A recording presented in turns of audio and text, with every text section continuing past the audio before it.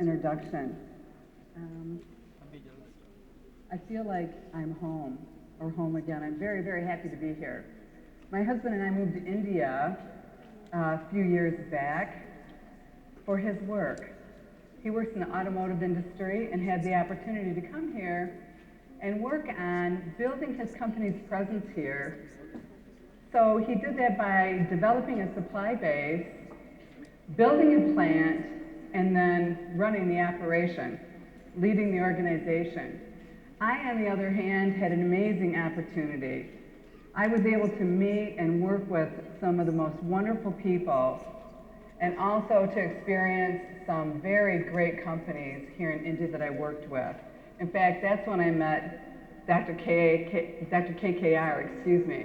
and I feel very honored to have done so.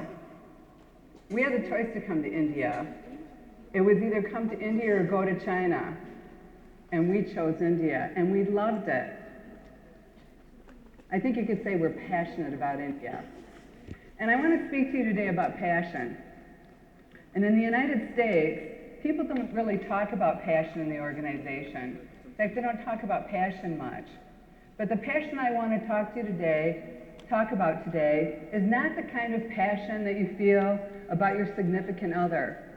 It's not the kind of passion that you feel about your parents, your siblings, or even your pet for that matter. The kind of passion that I want to talk to you about is the passion that you feel when you do something that you truly enjoy doing. The passion that you feel when you're doing what you do best. And I'm going to talk about that passion in the context of leadership and in the context of leading people and engaging employees. Now, for those of you that have seen me talk in the past, there might be just a couple here, you know that I like to engage the participants here today. I like a two-way dialogue, and so that's where this is going to start. So before I talk to you about passion, could we have my presentation up, please? Before we talk about passion, I have a couple of questions that I'd like to ask you. And here comes the engagement piece. When I ask you the question, what I'd like you to do is raise your hand if your answer to that question is yes. Okay? Are you in? You willing to do that? Thank you. Let's get engaged. Let's shake our heads. Let's raise our hands. Okay, so our first question then is, do I know what's expected of me at work? For those of you that work or have worked in the past, raise your hand if you know what's expected of you at work. Oh, I have a couple hands, not many. Okay, the second question is, at work, do I have the opportunity to do what I do best every day? Raise your hand if the answer is yes. Okay, thank you. Does my supervisor or someone seem to care about me as a person? Okay. Do I have a best friend at work? And then lastly, at work, am I passionate about what I do? I'd like you to think about these questions as we go through my presentation. Think about your answers because we're going to come back to these in a moment. So today, I want to talk to you about what does it mean to be passionate at work, passionate at what you do. I want to talk to you about how you can find your passion. Or if you think you know what your passion is, how do you confirm that? I want to talk about why it's important to be passionate about what you do. And then lastly, I want to talk to you about how you can make your passion work for you.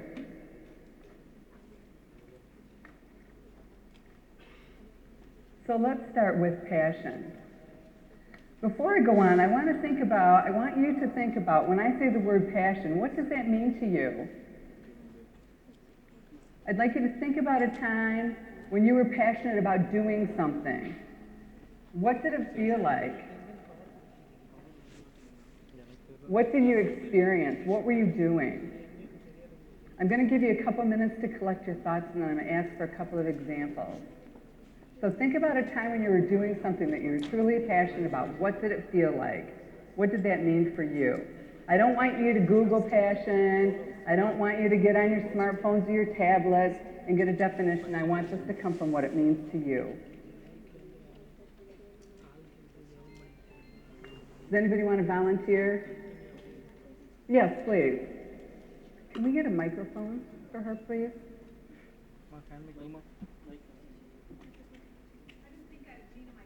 You don't think so? Okay, go ahead.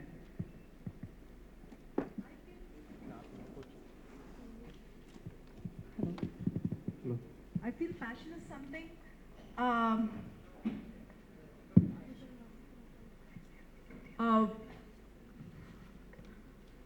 we cannot be there without doing that. We cannot exist without doing that. Okay, you can't exist without being passionate, okay? No, I'm saying like we identify our passion and we cannot exist living without achieving that or without practicing that. Am I sensible? I think so. I think so. Thank you very much. Could we have somebody else tell us about their experience, what it felt like when they thought of something that they were doing that they were passionate about? One more example.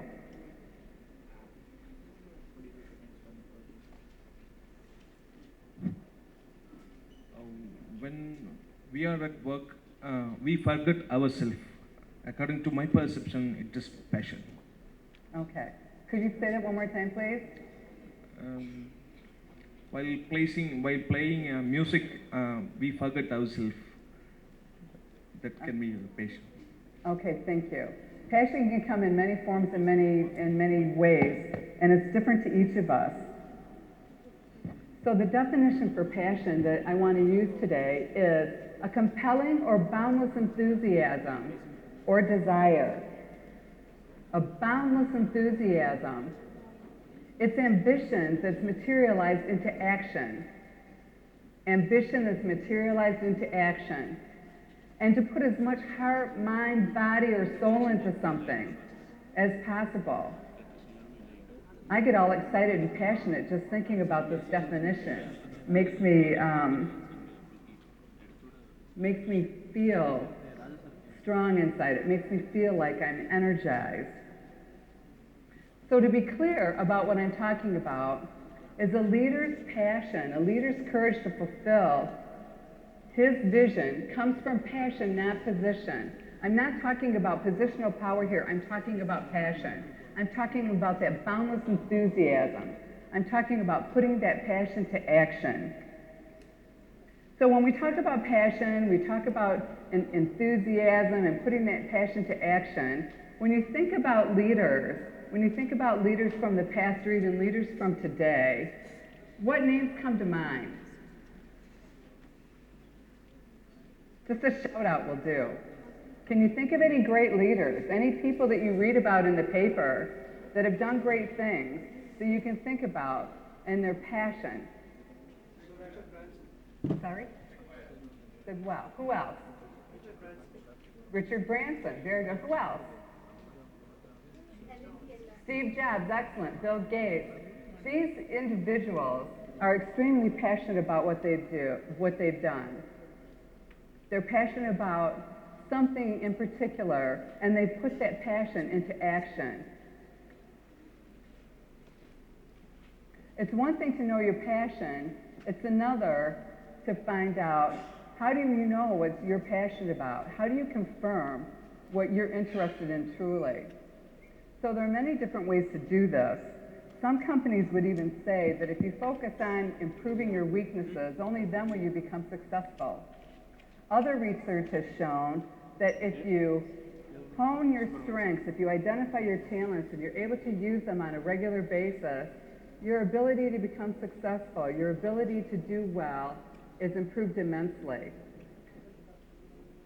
In order to be passionate, you must know yourself. What makes you tick? I'd like you to think about a couple of questions. First question I'd like you to ask yourself is, what is it that you really like? What is it that you enjoy doing? What do you feel good at? What do you feel comes natural to you? What is it that when you tried it the first time, you felt as though you were really good at it? Didn't even need to take practice at it, but you just came natural to you. It could have been riding a bike. It could have been singing. It can be anything. Those are your natural talents.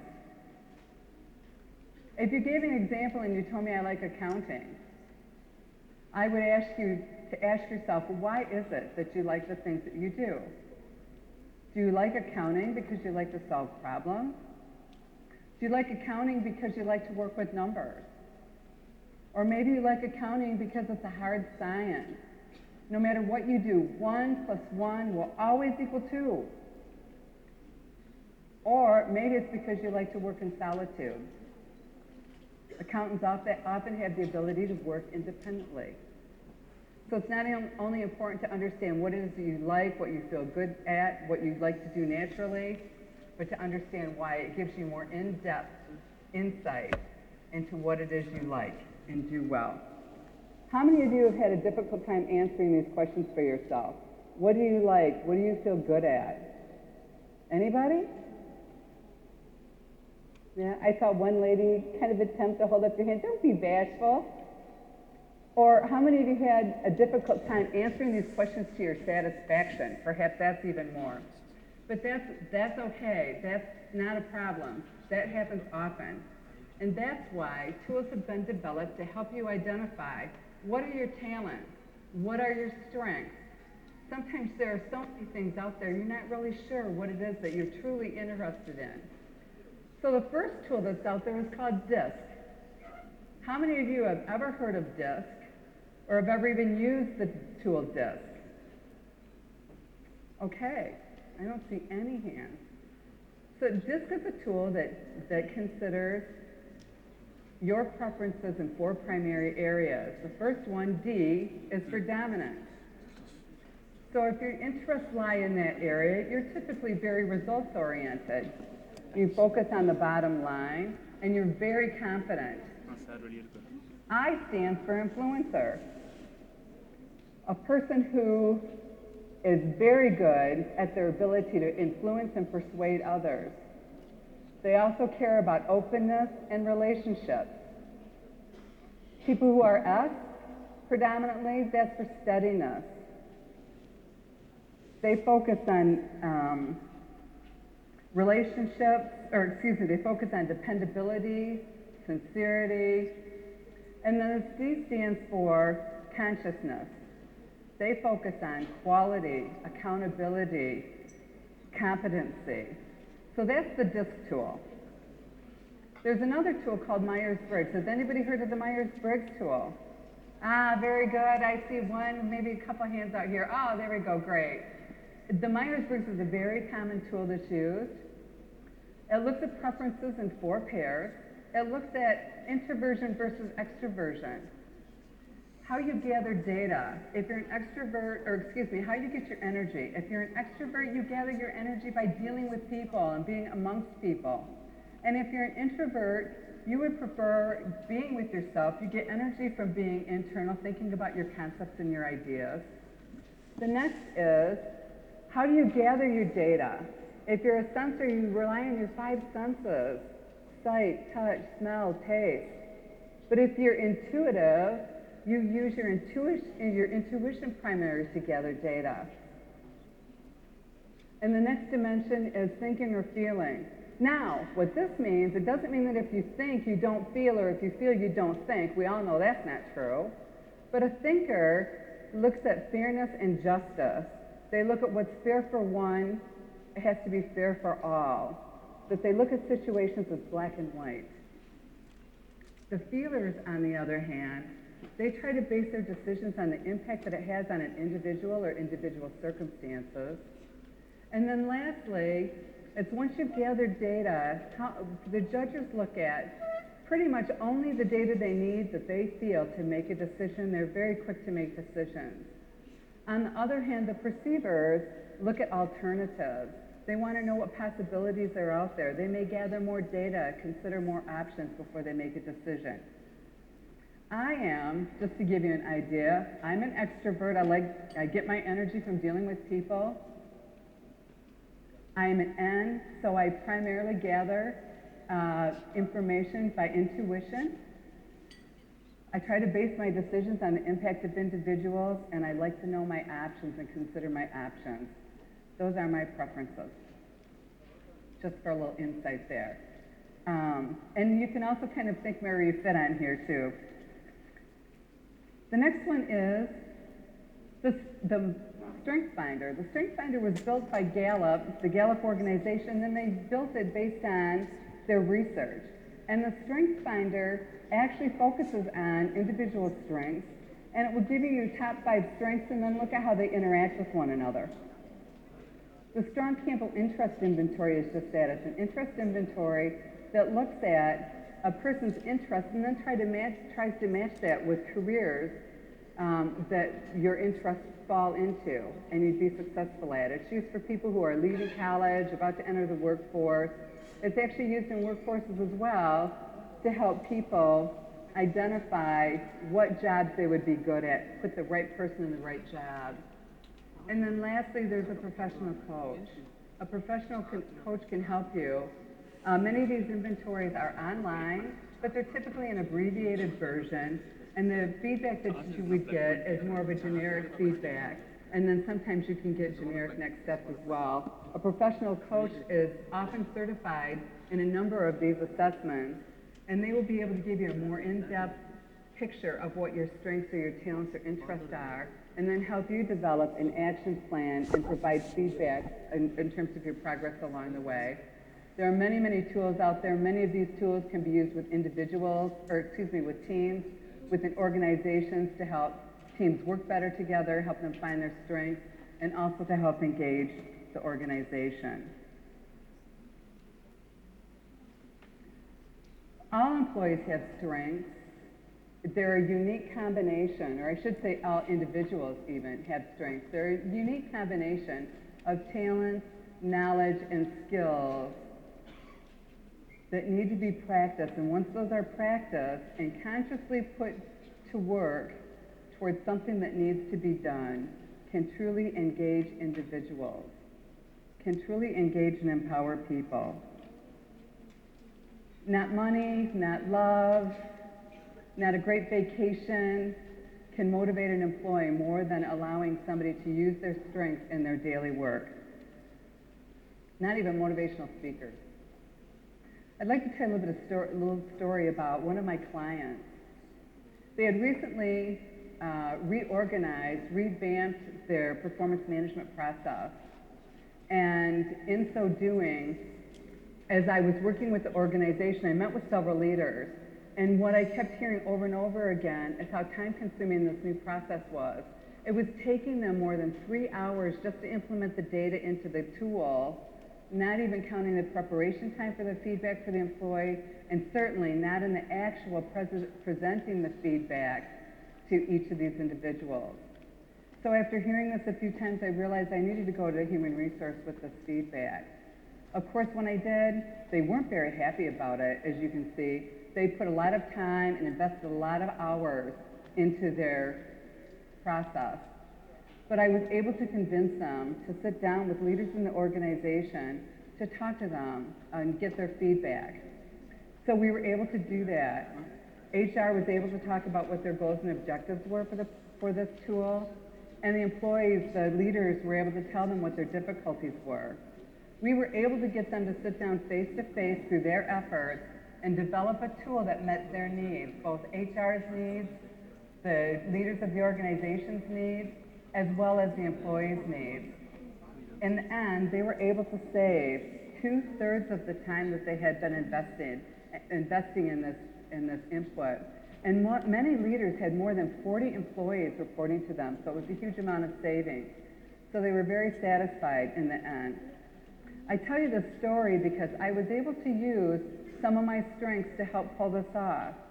My love for working with people, my passion for helping individuals, my influencing skills to be able to convince these people that it was valuable to sit down and have this discussion face to face and to work on this issue that was so important to the organization and to the people, and to come up with a solution that was truly useful and helpful. Once you know your skills and your talents and you're able to work with them on a regular basis and hone them into strengths, you can apply them at work, you can apply them in any situation, and truly be empowered and engaged and motivated by that.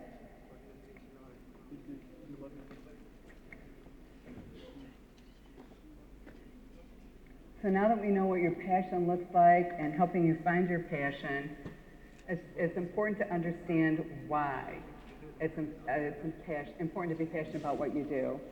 Passion comes from within, but it's nurtured from without. Leadership or passion is similar to motivation, in that motivation comes from within. Nobody can motivate you but yourself. However, there are demotivators that exist out there that can impact your level of motivation. They can either cause you to be more motivated, or they can cause your motivation level to dip or shrink or almost be non-existent. Leaders have a tremendous impact on an employee's motivation and employee's passion. And I'm not just talking about leaders at the top of the organization, I'm talking about every leader in the organization that has people working for them. Or in your case, it might not necessarily be at work, but you could be a leader in a classroom. You can be a leader of an extracurricular activity. Leaders come in many shapes and many sizes. A leader's passion is infectious to their team. How an employee feels about their job, how somebody feels about being at school, how somebody feels about belonging to an organization is directly impacted by their leader. It starts and it stops with the leader. So I want to tell you a story about a woman by the name of Betsy. Betsy was one of my leaders when I worked for General Motors. I loved working for Betsy. Betsy got me. She knew what made me tick. She understood me. She understood my strengths. She provided me opportunities to use those strengths every day. Now, didn't make it easy. She would challenge me and push me, and she provided me opportunities for growth and development. I would pretty much do just about anything for Betsy. I would go that extra mile because I knew she appreciated me. I knew she understood me. Betsy even went so far as recommending me to be her replacement when she moved on. So she started her own company, and when I started mine, I called Betsy up one day and I said, Betsy, I'm starting this company. I'm a little apprehensive. We talked about being scared. I'm a little bit scared. I have a lot of questions. Will you help me? So she said, sure, come on over. I went to her home. I spent several hours there. She shared an amazing amount of information with me, even some confidential information I never thought she would share about her business. She even shared her web developer with me, who happened to be her brother. Her brother is Bill.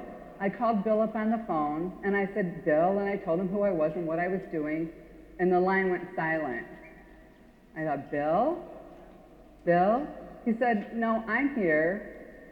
I'm just trying to figure out why my sister would recommend her competition to me. And I laughed and I said, well, I don't necessarily see it that way, and I don't think she does either. And after a few minutes of listening to him, I finally said, please just do me a favor. Call Betsy and talk with her. If you still feel this way, we won't do business together. So he said, okay. He did. He called her. And as soon as they hung up, she called me back, and she was laughing hysterically. And she said, I can't believe you thought you'd be my competition. I mean, we are in the same business after all. But Betsy got me. She knew that I was all about relationships and openness and trustworthiness, and that I would never do anything to undermine her. To this day, when I go home, Betsy and I meet. We actually partner on work together, and it's all because of that relationship. She was a passionate leader who drove my passion and engaged me in the workplace. There is a direct correlation between passionate leaders, employee engagement, and business outcomes. Leaders have a direct effect on employee engagement. And I've talked about engagement a lot, but what does it really mean? And Sam kind of referenced this a little bit. Work with passion and feel a profound connection to their company. Engaged employees work with passion and have this tremendous connection with their company. And they're the ones that are most likely to drive innovation. Their productivity and quality is typically higher than those people in the organization who aren't engaged. They're the ones who are most likely to go the extra mile. Gallup has done some research on this, and they have actually found that only 13% of the employees worldwide are engaged.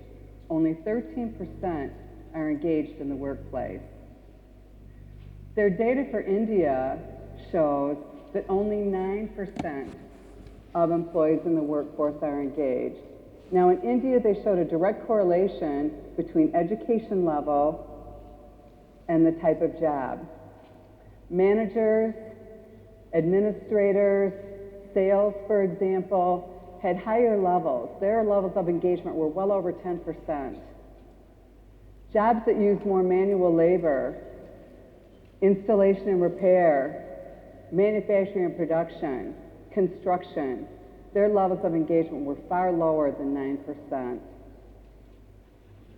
And in an economy like India, a growing country, where those skills are critical, it's important to engage your employees. So what does that mean for the rest of the organization, for the rest of the workforce, for the rest of the people? It means that they are not engaged, that there's a large percentage that are not engaged. The global data shows that 63% of the employees that come to work are essentially checked out. They come in, they do the minimum, and then they leave.